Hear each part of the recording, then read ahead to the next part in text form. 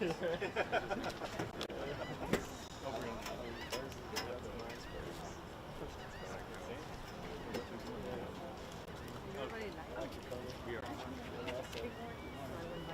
no, we got. We got to Okay.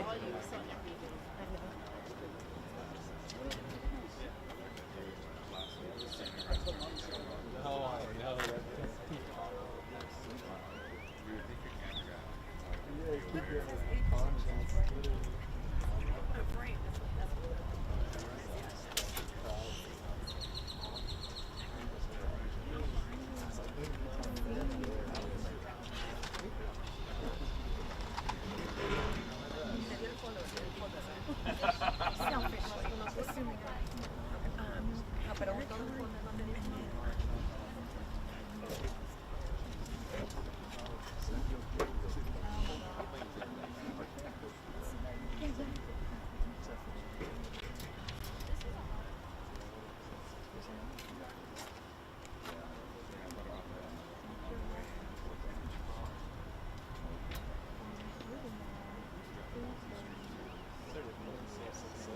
Yeah, it's at every 10 minutes. Okay.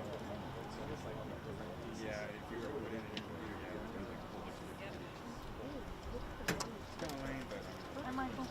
Hey, Mayor. Councilman. Okay. Yeah.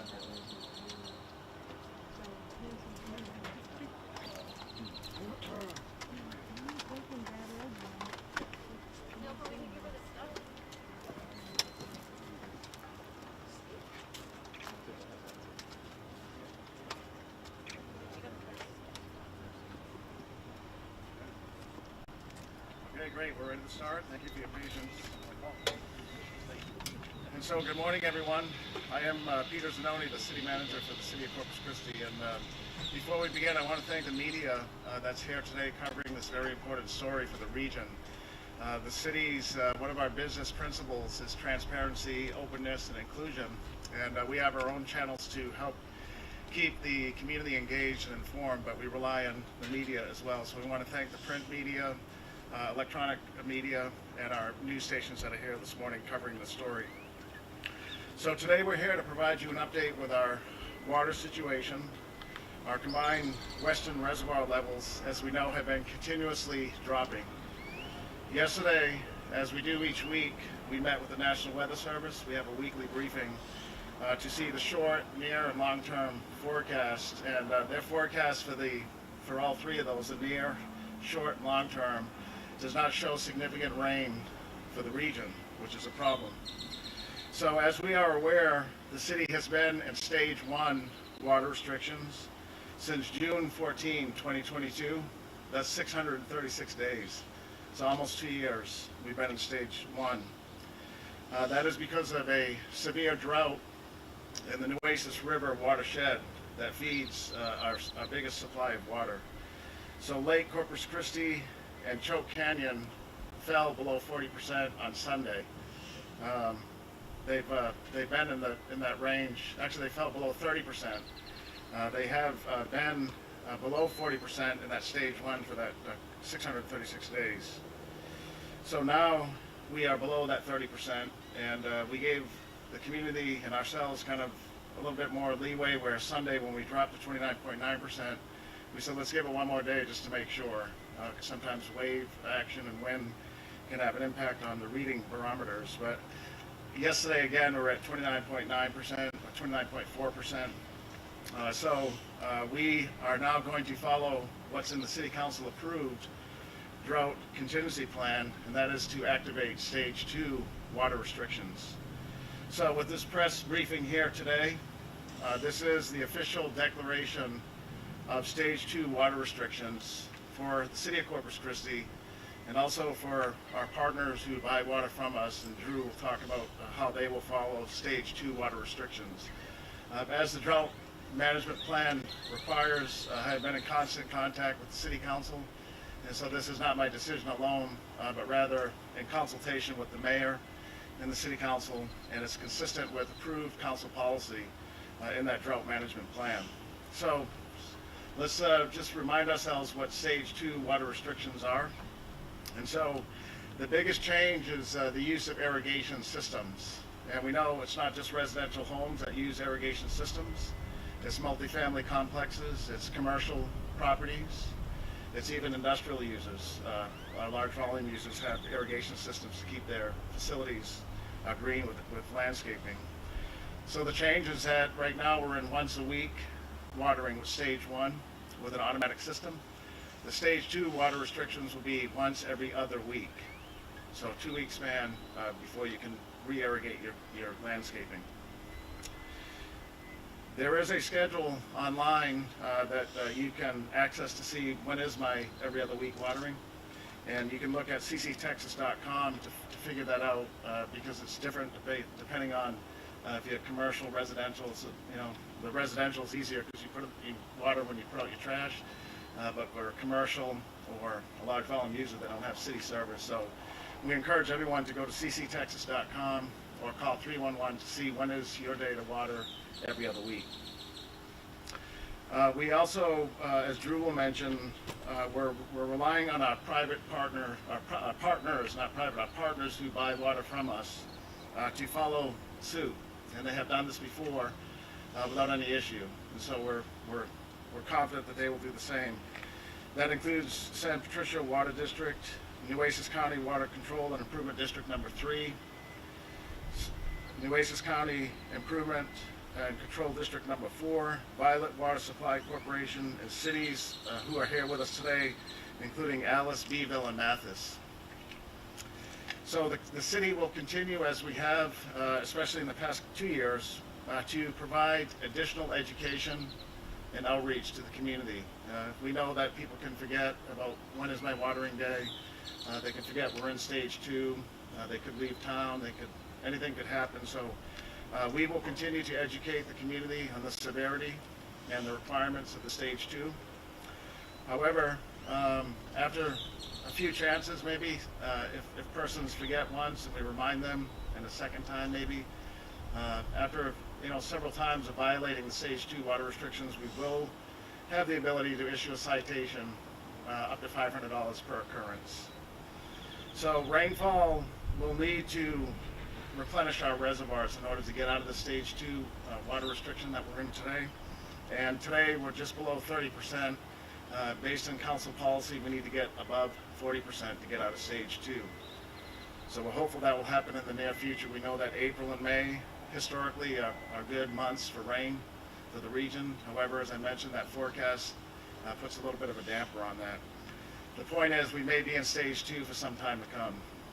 And the reason we're in stage 2 is to conserve water. Everybody has to be mindful of this. We have to work as a community. It's not the industry against the resident or commercial against resident. Everybody's in this together. We all use the same water. And so this measure of going into stage 2 has to be accepted by everybody so that we can conserve water to get through what could be a very dry spell. Now, we do have some good news, and that is that we are moving forward with producing more water, securing more water for the region. And so as I mentioned to one of the media outlets this morning, we can't control the weather, right? We've said this before at City Council. We can't control the weather. But what we can control are our actions and our decisions and our analysis and our choices.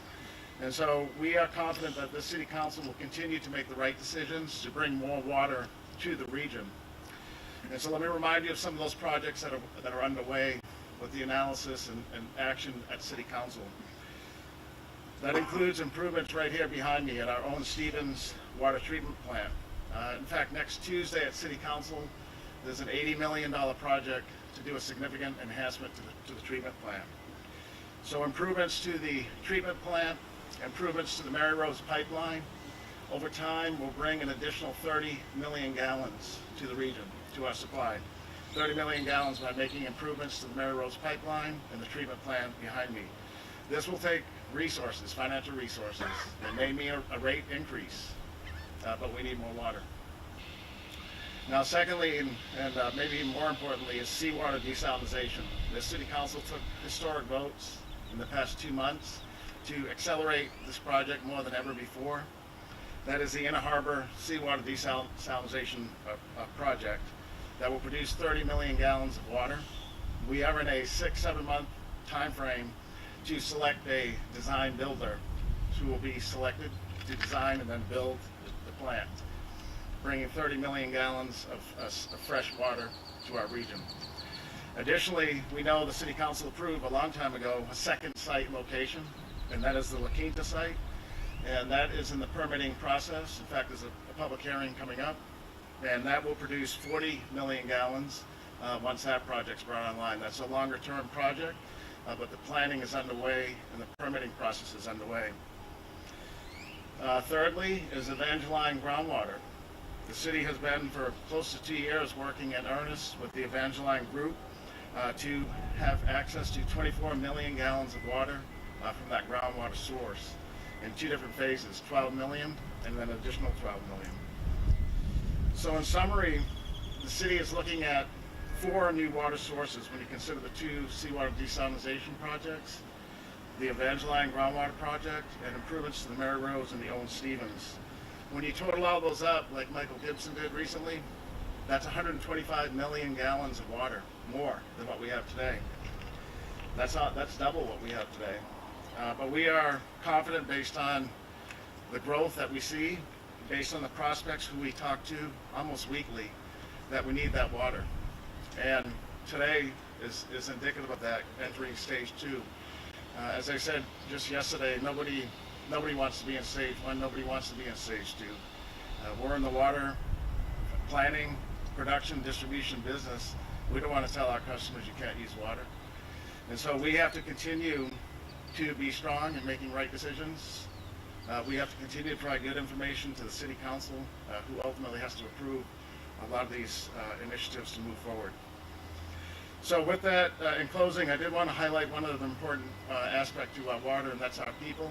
That's our Corpus Christi water staff, many of whom are right behind us today in blue shirts.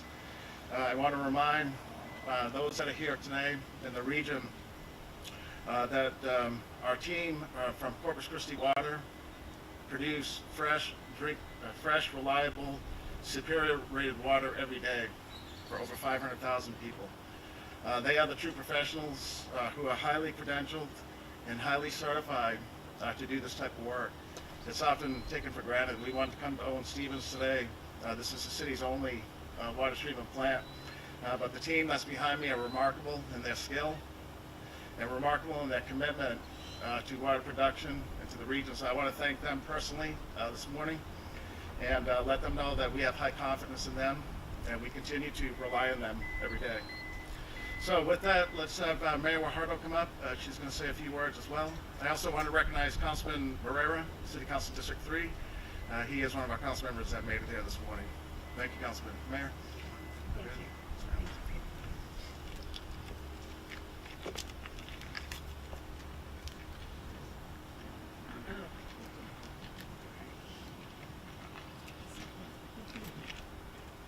Okay. All right. Well, good morning, everyone. And thank you again for joining us here at the Owen Stevens Water Treatment Plant, our single water treatment plant for the entire region. And as your mayor, I stand before you today with a sense of duty and a sense of responsibility and a commitment to safeguard our city's future. Our beautiful coastal city is enduring yet another prolonged period of drought. Given this, we must take the necessary actions to overcome our water scarcity. Water from the Nueces River is pumped to this treatment plant, and it accounts for the current water supply, or 85 to 90 million gallons of water per day.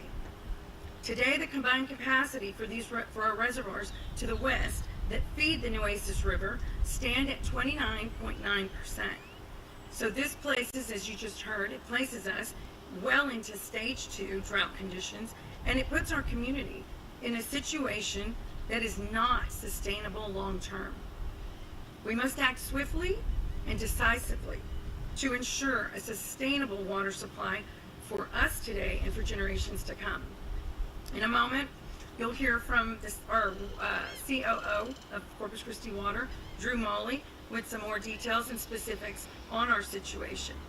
He'll talk about some measures that we'll be taking to conserve water These measures are essential to conserve water and to mitigate the impact of continued drought conditions. This is something that we can all play a role in. Water conservation is very important to the equation, but our projected water needs call for us to expand and diversify our water resources, as you just heard Peter Zanoni speak about. This is why the city continues to diligently pursue the seawater desalination plant that you just heard about. So I want everyone to know, in addition, you hear a lot about the desalination plant, and that is the focus, so that we don't find ourselves in a situation as we do today. But in addition to that, we can't forget that we are also making infrastructure investments, including upgrading our existing water treatment plant behind us, assessing the Mary Roads pipeline, which is also essential and will give us a huge addition of water, and exploring groundwater options that you also just heard about. I want you all to know that today is a critical day. It really is.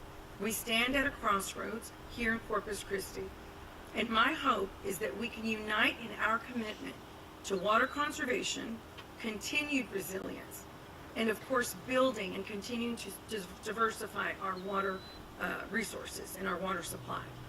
So by working together, I know that we can secure a thriving future for our beloved city. So I want to thank you all for doing your part. Here in the next weeks to come, you're going to continue to hear from us to let you know where we stand. Every single day is critical. Every day that we look at those percentages means something for us. And all of us can do our part. Everyone in their homes can do our part in conserving water and making certain that you're aware of how critical this day is. But as you just mentioned, you can rest assured that our team is laser focused on continuing to move forward. Peter Zanoni, as the city manager, continues to do that. Our city council is laser focused on making certain that we are watching what's happening here. Again, this emphasizes and just reiterates the importance of securing an uninterruptible source of water. So with that, I want to thank you all, and I want to thank everyone in advance for your efforts in moving us forward together, and making certain that we all do our part. We conserve and we abide by the stage 2 water restrictions, which you just heard, where every other week on your trash day, as opposed to every week on your trash day, you can water. And with that, I'd like to go ahead and invite Drew Molly up to give you a little bit more details. Thank you. Thank you.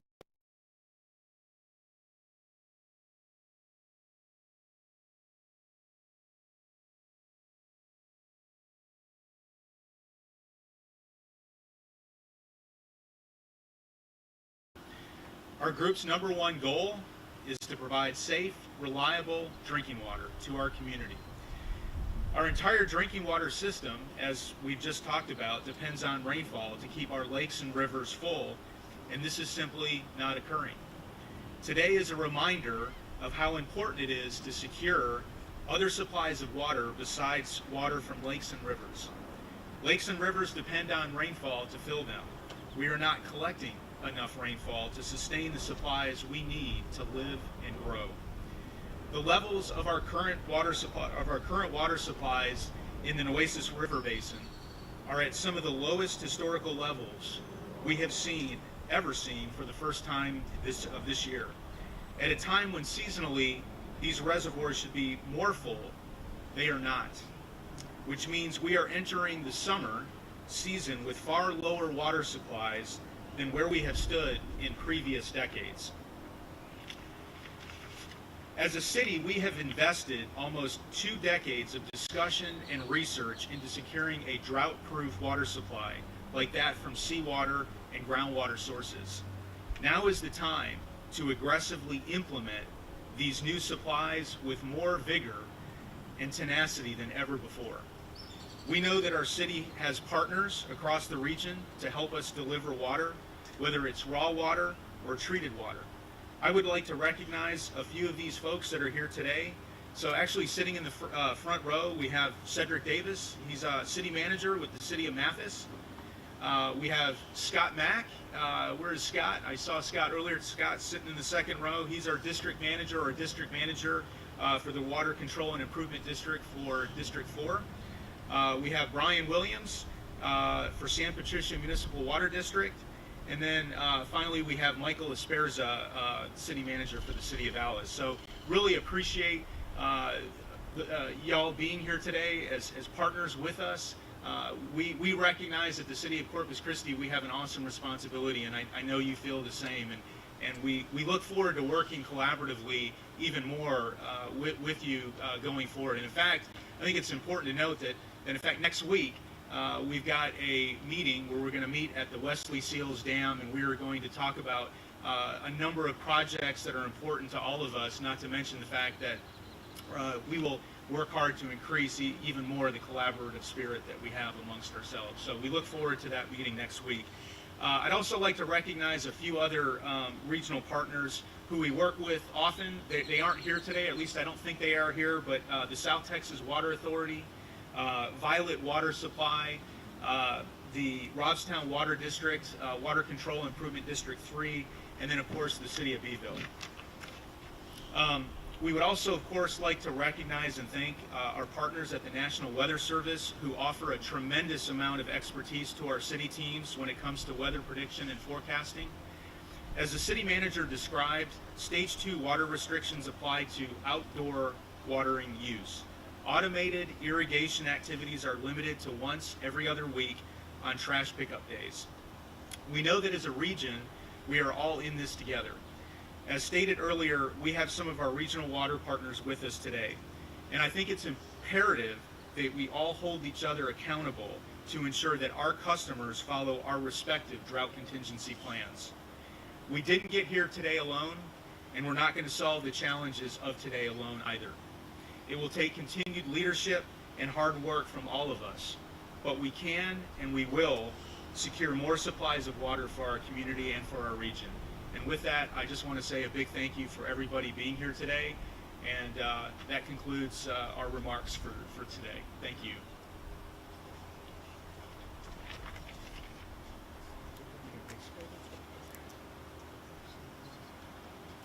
Good morning, Logan Cobbs, Director of Communications. I just want to reiterate a thank you for all of those that attended, and thank our media partners for attending as well. So this concludes our official news conference, but we will open it up to any questions that the community may have or our media partners.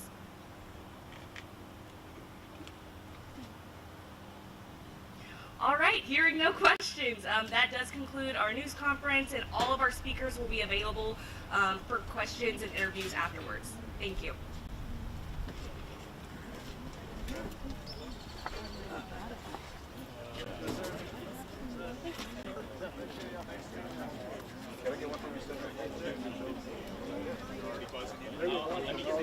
Yeah, definitely. I'll talk to Ricky.